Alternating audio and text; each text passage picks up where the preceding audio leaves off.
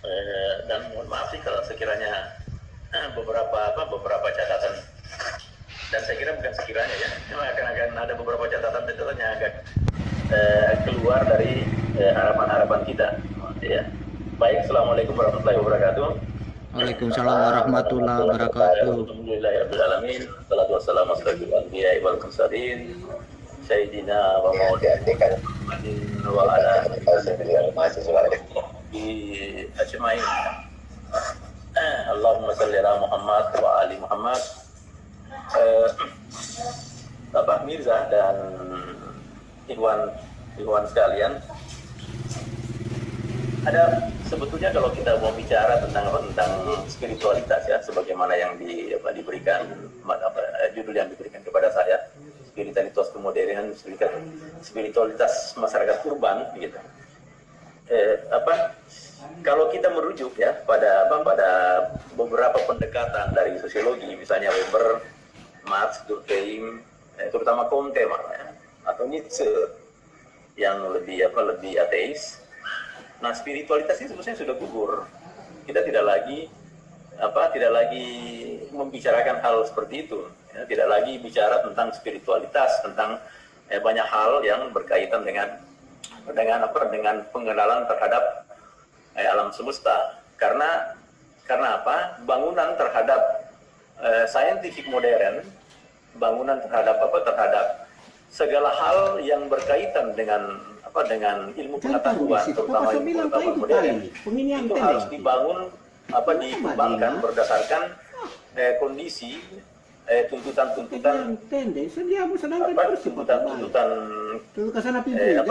masyarakat modern sendiri ya, pengetahuan. Ini juga sebetulnya sudah dibangun pada masa Plato, Aristoteles, atau bahkan jauh sebelumnya, yaitu Heraclitus misalnya, dan beberapa pemikir filsafat Yunani ya, yang kita juga kenal selama ini. Ya, misalnya itu rasionalitas. Semua harus berangkat dari unsur-unsur rasionalitas. Semua harus berangkat dari model sistematika dan pembuktian empirik yang harusnya ya dipahami sebagai sebuah pengetahuan. Nah, menurut katakanlah Marx misalnya, kemudian Durkheim, lalu Comte malah yang lebih ekstrim di sini, mencoba menjelaskan bahwa spiritualitas masyarakat manusia, peradaban manusia itu berangkat dari fase yang paling awal sesungguhnya. Ya, kalau kita kenalkan beberapa pemikir besar dalam literatur sosiologi itu, sebutlah misalnya Marx, Comte dan siapa lagi ya, beberapa lah, terutama yang saya mau bicara dua ini. Nah, terutama Comte ya, Auguste Comte itu yang dianggap sebagai pendiri sosiologi itu menempatkan persoalan mistisisme, spiritualitas dan semacamnya itu pada fase yang paling pertama ya, ketika masuk ya yang dia sebut dengan ontologi ya, ontologi peradaban manusia. Jadi ketika masuk pada fase yang paling yang kedua dan terakhir, yaitu pada masa positivistik ya, maka spiritualitas ontologi ini itu sudah ditinggalkan oleh masyarakat modern. Nah, tapi ada satu penelitian yang cukup menarik menurut saya, saya lupa namanya, tapi yang memberikan penjelasan bahwa di Amerika sendiri, Amerika Serikat, di mana tingkat hedonisme yang begitu tinggi, kapitalisme yang sudah merajalela kemana-mana, lalu apalagi satu ini, hedonisme yang sudah sangat materialisme yang bersifat yang sangat hedon itu sudah merambah ke hampir semua sudut kehidupan manusia. Maka ada kebangkitan sebetulnya orang untuk kembali masuk pada apa yang disebut oleh Weber, oleh Comte itu sebagai fase pertama dari peradaban manusia, yang itu ontologi. ontologi. Apa?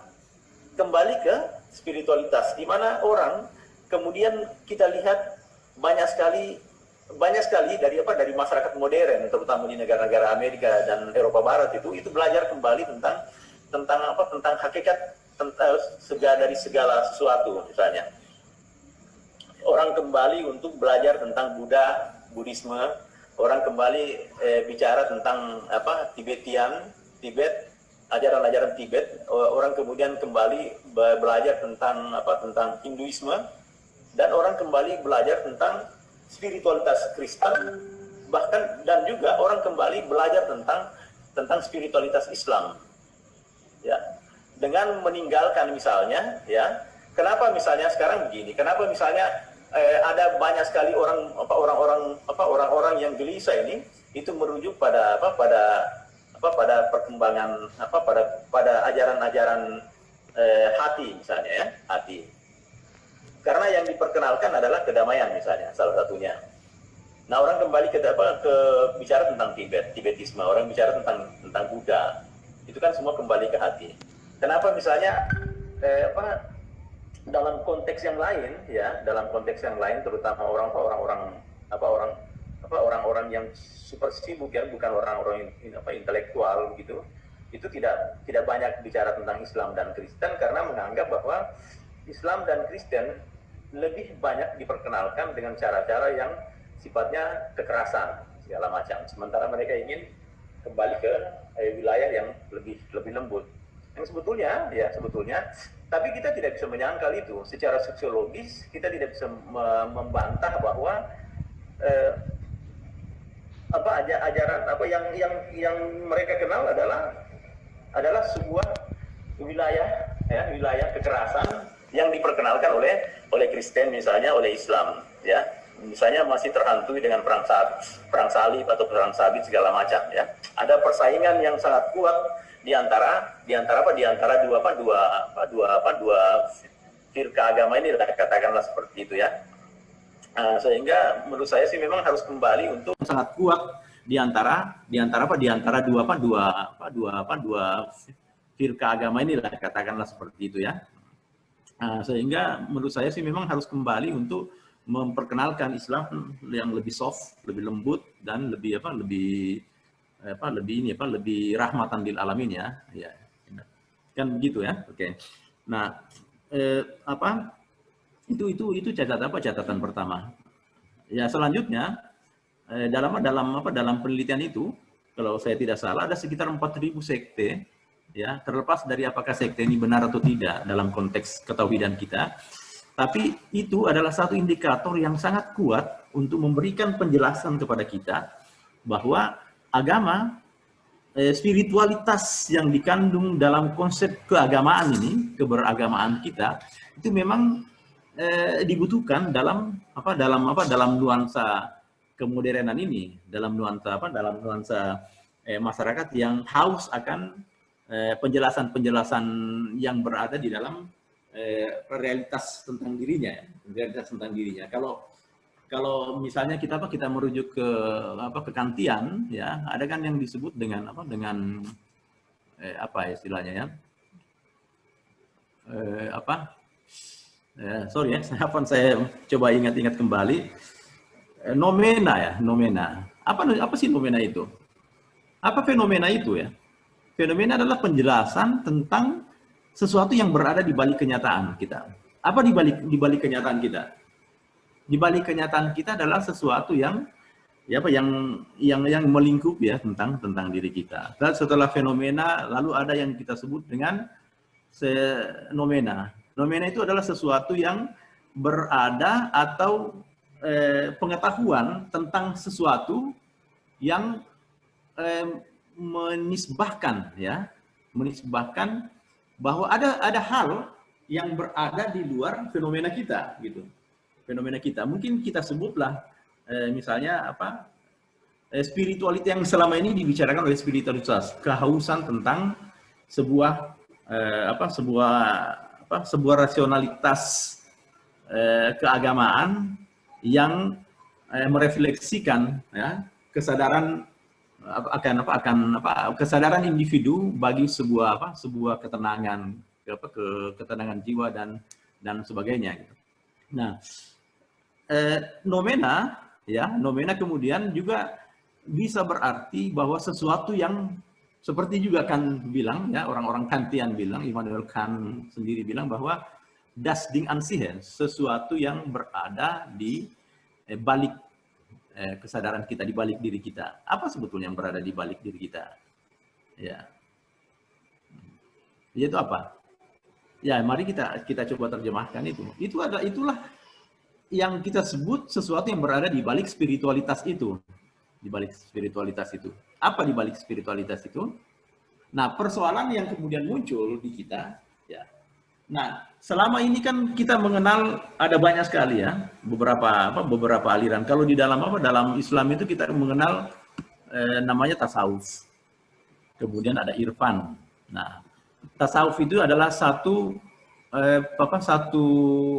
pengalaman ya. Kita coba bedah dulu sedikit ya. Saya minta maaf ini kalau agak keliru. Tasawuf itu dalam pandangan mistisisme Islam adalah sesuatu yang berdasarkan pengalaman yang dipraktekkan, yang biasa kita kenal dengan nama suluk misalnya, ya suluk. Tetapi persoalan logika rasional, ya manifestasi pengetahuan keilmiahan, ya realitas yang saya sebut tadi itu yang berada di balik sana itu tidak terlalu diproblematikan. Tidak terlalu diproblemkan. Berbeda misalnya dengan irfan. Pada tingkatan irfan, ya, irfan itu tidak hanya sekedar menjadi sebuah tata laksana dari cara-cara peribadatan tentang mistisisme. Tentang mistisisme, bukan. Tetapi irfan, ya, irfan itu sudah masuk pada kategori menjelaskan suluk itu dalam kategori yang sangat ilmiah. Pendekatannya juga pendekatan kategorial, ya. Pendekatan rasionalitas. Jadi segala menurut para pemahaman irfan, ya, baik dari Ibnu Arabi, Mullah Sadra maupun Suhrawardi, ya, itu penjelasan rasional tentang sesuatu yang dipraktekkan secara spiritualitas, ya, dalam konteks mistisisme itu bisa ditarik ke dalam lapangan ilmu pengetahuan. Nah, itulah sebabnya dalam tradisi masyarakat pengetahuan mistisisme Parsi, ya, terutama ada banyak sekali aliran-aliran yang muncul. Misalnya ada kalau misalnya dalam Suhrawardi itu kita mengenal satu istilah bukan istilah ya, satu konsep berpikir cara metodologis maupun pengetahuan diistilahkan sebagai iluminasi. Iluminasi ini adalah penyatuan wujud yang di pengajuan antara sesuatu yang kasar dengan sesuatu yang sifatnya cahaya begitu. Kita sudah bisa pahami kan apa yang dimaksud kasar dan apa yang dimaksud dengan cahaya. Nah, lalu kemudian ada satu lagi, saya lupa sebetulnya. Lebih pada praktek iluminasi itu ya. Lalu ini yang paling penting sebetulnya adalah pada konteks yang ketiga. Apa yang ketiga itu? Yang ketiga itu adalah penyatuan, ya. Ini konsep dari Mullah Sadra ya, yang dia sebut dengan wahdatul wujud itu, wahdatul wujud.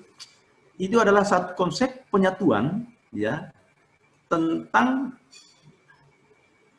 tentang alam berpikir, ya, tentang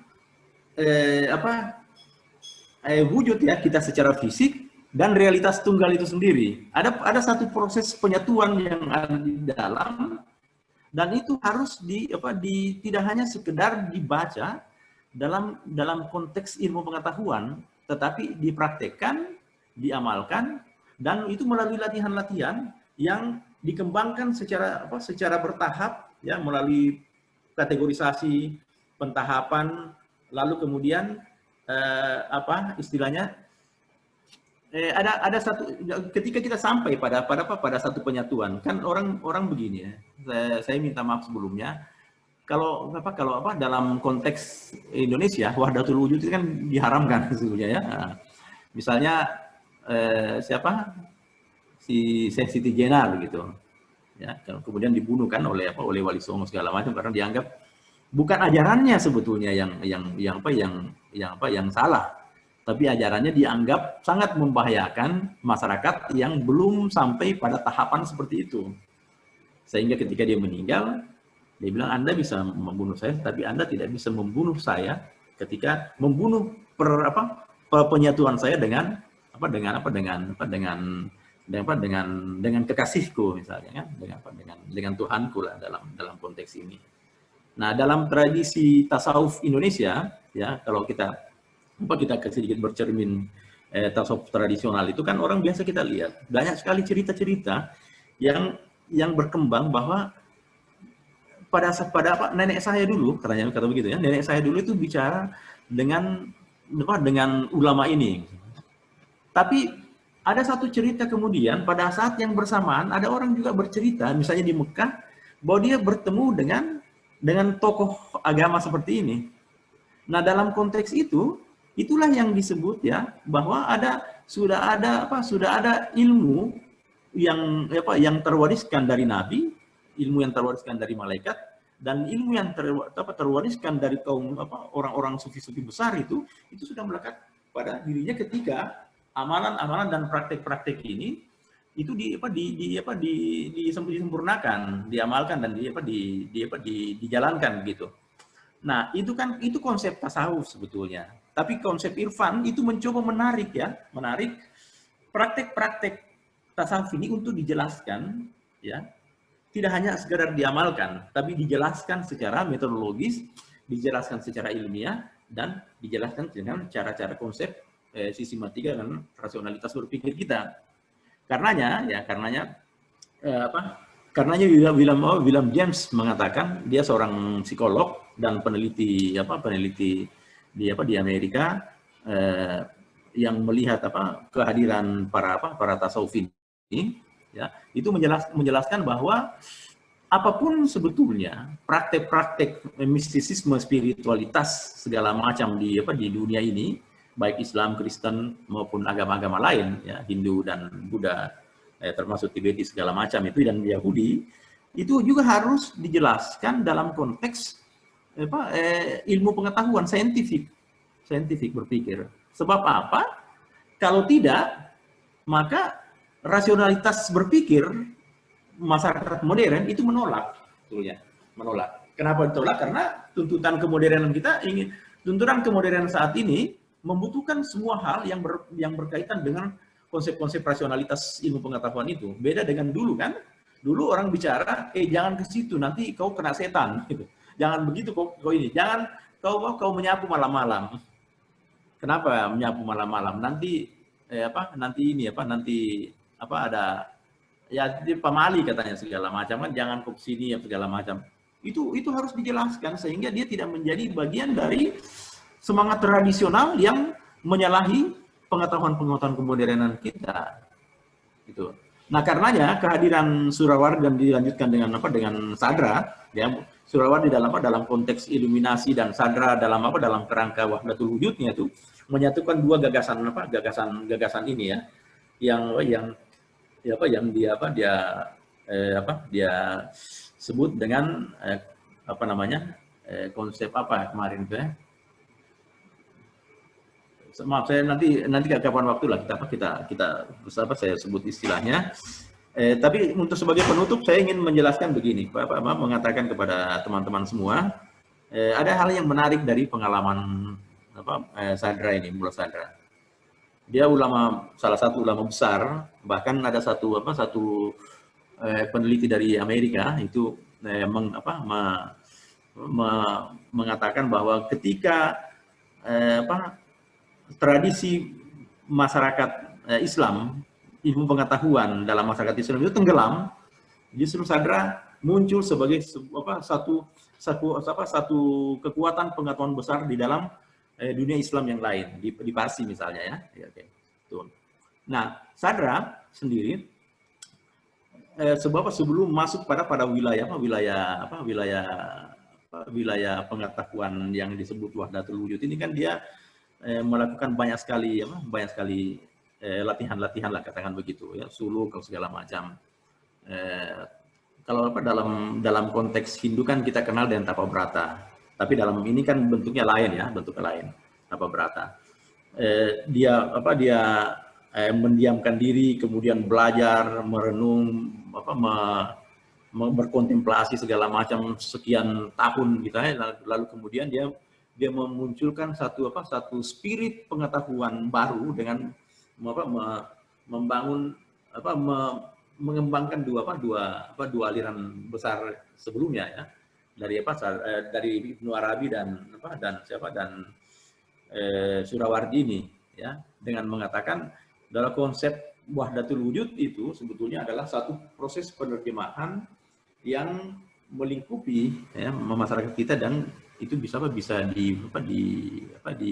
dilakukan dengan cara penahapan secara materi.